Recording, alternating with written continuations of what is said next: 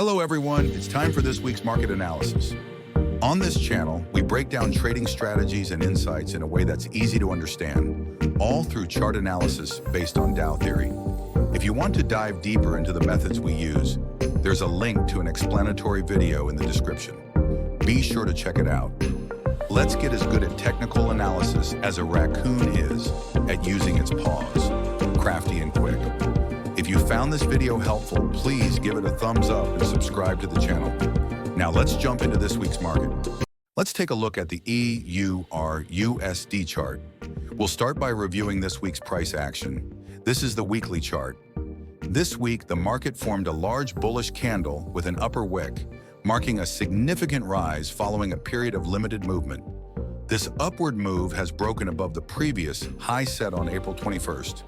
In addition, the price has now reached the resistance line, which we've previously identified as a former weekly swing low. This line also served as a key upside target. After touching this level, the market pulled back slightly, forming an upper wick. Since a new high was formed, a pullback scenario may now come into play. Next, let's move on to the 1-hour chart. The yellow vertical line marks the start of the week. At the end of last week, the 1-hour trend had turned bearish. However, without breaking below the 4-hour swing low, the 1-hour chart shifted back into an uptrend with a strong rally. The price rose sharply without forming any major pullback and reached the weekly resistance line before starting a correction. For the coming week, whether the market can break above this recent high will be a key point to watch. Now let's take another look at the weekly chart to analyze the market from a broader perspective. Currently, the price structure suggests an upward trend based on Dow theory as the price broke above the resistance line. The updated swing low is now the low before the most recent high, which means this level becomes a key support.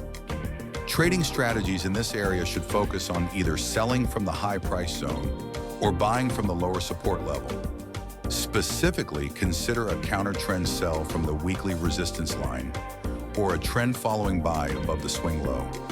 Moving on to the daily chart, the current price action shows a clear upward trend, and the new swing low is now aligned with the weekly one.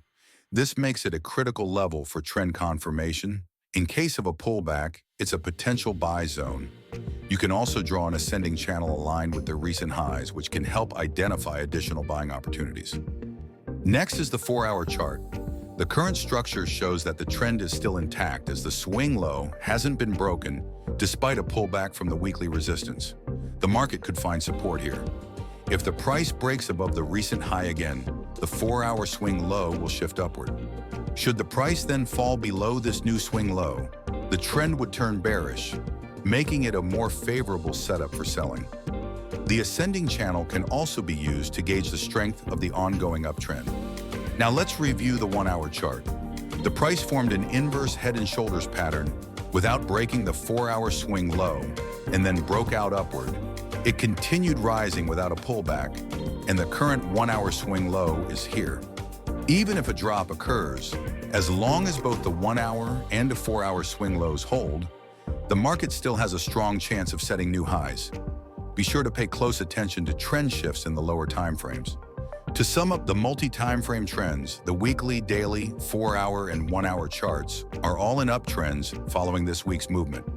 Since there hasn't been a clear pullback yet, the bullish momentum could continue.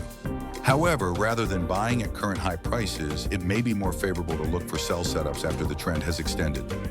Let's go over the potential trading scenarios. First, the sell side scenario. Since the market is at a high and has just broken out, it's ideal to look for sell setups after the trend shows signs of exhaustion. This is also when price typically becomes overextended from the moving averages. The red line here is the 200-day moving average. Looking back, when the price has deviated significantly from the 200-day line, a correction has often followed. As explained in last week's video, the recent rally has caused the price to diverge from the 200-day MA. Watching for lower timeframe reversals in this zone would be a valid sell strategy. This area also aligns with round numbers like 1.16 and 1.17, which are often psychologically significant. One key point to keep in mind is that when the price rises without a clear pullback, the swing low doesn't shift, making it difficult to catch the trend reversal. Also, the first drop after such a move is often just a pullback, so trying to catch a counter-trend trade too early can be risky. Instead, aim for setups like double tops or clean breaks below the swing low. Next, the buy-side scenario. Currently, price is near the weekly resistance line, so buying here is risky. It's generally best to avoid new buy entries in this zone. For those already in buy positions from lower levels, this resistance area is a good place to consider taking profits. Although the long-term trend is still bullish, it's important to recognize that the market is in a high-price area. For the upcoming week, the focus will likely be on sell opportunities from the high zone. Did you find that helpful? If you did, please give this video a thumbs up and subscribe to the channel. Next week, let's be as skillful with technical analysis as a raccoon is with its paws, and trade with the same caution a raccoon shows in the wild. I wish you all successful trades. Best of luck.